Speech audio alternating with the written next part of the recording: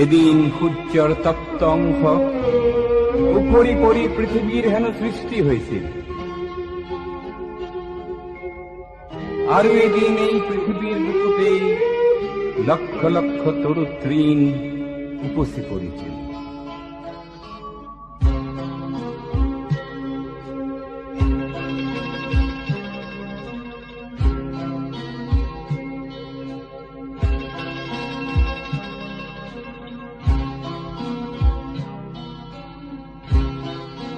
আৰু আন এটি শিখৰত এই সুন্দৰৰ বুকুতেই মানুহৰ হৈছিল বসতি।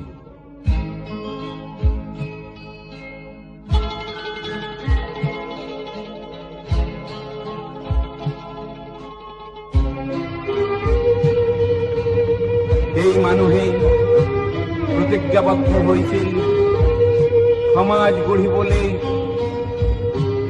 দেশত সমাজ গঠিত হৈছিল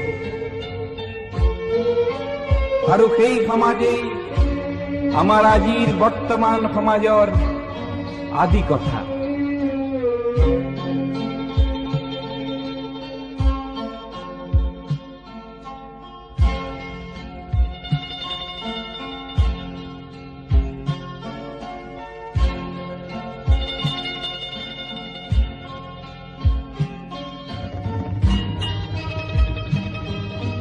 আজিৰ সমাজ মুখা পিন্ধা সমাজ। আজিৰ সমাজ মুখা পিন্ধা সমাজ।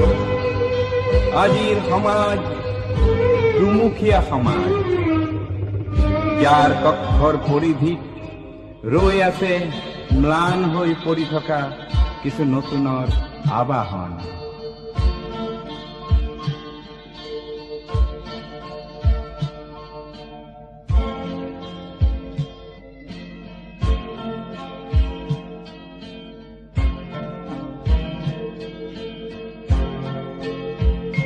মই কিন্তু বিচলিত হোৱা নাই। মই বিচলিত হোৱা নাই। মই ৰৈ আছো আলিৰ দাঁতিত এডৰা কাঁইটীয়া বনফুলৰ দৰে। নিতেও দেখিছো সমাজৰ একো একোজন নৱ শব্দ।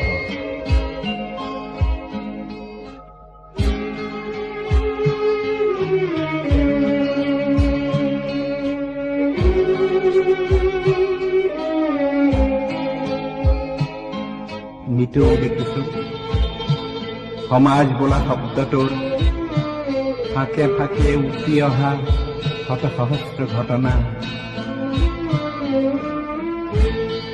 লগতে দেখিছো সমাজৰ মৌলিক প্ৰকাশ, সমাজৰ মৌলিক অপ্ৰকাশ, ভ্ৰষ্টাচাৰ, যি মানুহক কৰিলে পংগু নিঃসংগ।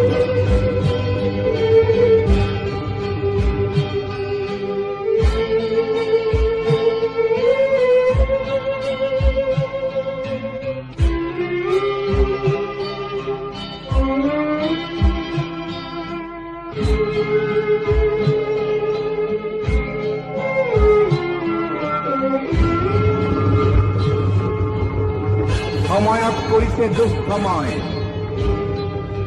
সময়ক কৰিছে দুঃসময়। ধৰণীৰ ধূলিটোৰে অৱমাননাৰ কাকতি পৰিং অজস্ৰ। সহিব নোৱাৰা কলংক এই শুভ শুভৰ অহোৰাত্ৰ সংঘাতত সময়ৰ বলিষ্ঠ ফুট, সময়ৰ বলিষ্ঠ ফুট। এই ফুটত সমাজৰ অতীত, বৰ্তমান আৰু অনাগত ভৱিষ্যতৰ খোজে খোজে প্ৰগতিৰ পথত সময় আগুৱাই আছে, সময় আগুৱাই আছে, সময় আগুৱাই আছে।